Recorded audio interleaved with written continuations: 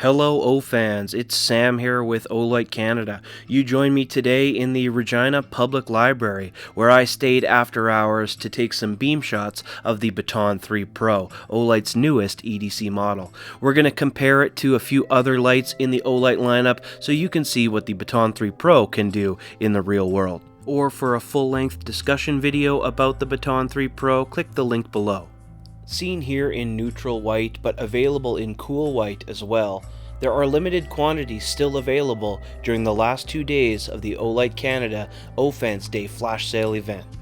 Using Olight's signature simple user interface and an improved side switch, just press and hold to change your modes, all the way up to a maximum of 1500 lumens of brightness. Seen here on high mode, 600 lumens of brightness for 3 hours of runtime. This is the mode I think most people will use most of the time, which happens to be 200 lumens brighter than the previous generation. Now let's run through all the modes, starting with low, then medium, then high, then into turbo at 1500 lumens. Really great mode spacing, and I love the neutral white beam on this light. Now let's show you last year's generation. Here we go, medium into high, and then into turbo mode. It's a little bit less bright than the new one, still seen here in neutral white. Now let's play both of those clips side by side so that you can see the difference. I want you to pay attention to high mode and turbo mode, which are both much brighter on the Baton 3 Pro. Now let's show you the Warrior Mini 2 with its intense hotspot beam, more suited to the outdoors and greater distances than up close and personal in the stacks.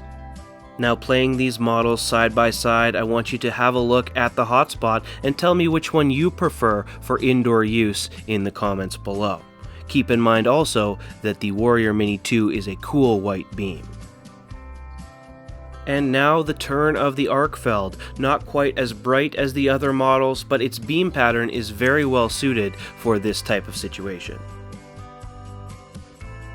As we play the Arcfeld and the Baton 3 Pro side by side, pay attention to the difference in brightness and the difference in the beam pattern, with the Baton 3 Pro having slightly more hotspot. And to drive the point home, let's point these lights straight up at the ceiling of the library, the Warrior Mini 2 with its cool white, intense hotspot, the Arcfeld with its flood style of beam, and the Baton 3 Pro with its compromise between that flood style and that intense hotspot style of beam.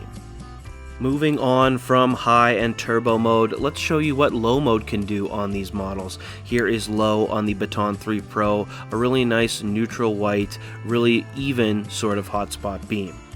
Now we look at the Arcfeld. As you can see, it's a little more diffused and a little bit less bright on this mode as well, but actually kind of nice.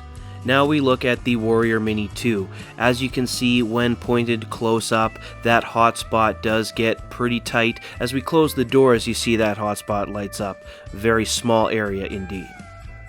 Now let's get even closer and talk about Moonlight mode, seen here on the Arcfeld, and then moving on to Moonlight mode on the Warrior Mini 2. Way too small of a hotspot in my opinion for proper Moonlight mode utilization. However, it is a good amount of brightness.